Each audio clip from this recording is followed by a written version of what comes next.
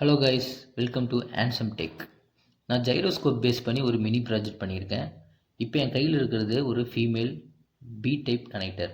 இதில் 2 லீட் இருக்கும். இந்த 2 லீடில் நான் சால்ட்ரிங் பண்ணி ஒயரை த்ரூவாக இந்த மோட்ரு கொடுத்துருக்கேன். இந்த மோட்ரு பார்த்திங்கன்னா டிசி 5 வோல்ட் மோட்டர்.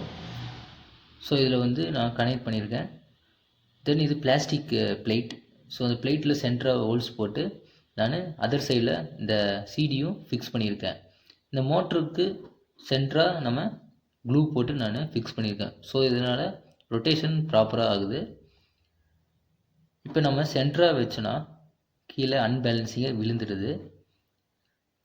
இப்போ என் கையில் இருக்கிறது ஒரு மேல் கனெக்டர். இது மொபைல் சார்ஜ் போடுறது. ஸோ ஆல்ரெடி நம்மக்கிட்ட இருக்கிற ஒரு ஃபீமேல் கனெக்டரில் இந்த மேல் கனெக்டரு மொபைல் சார்ஜர் கனெக்டரை நம்ம கனெக்ட் பண்ணுறோம். கனெக்ட் பண்ணால் உடனே இந்த மோட்ரு சுற்றுறது நம்மளால் பார்க்க முடியுது. ஸோ சர்டன் ரேஞ்ச் சுற்றின பிறகு நம்ம ஸ்டெடி நிற்க வைக்கிறோம். நிற்க வைக்கிறப்ப இது செல்ஃப் பேலன்சிங்காக நிற்கிது. நீங்கள் என்ன தான் டிஸ்டர்ப் பண்ணாலும் அது விழுகாது.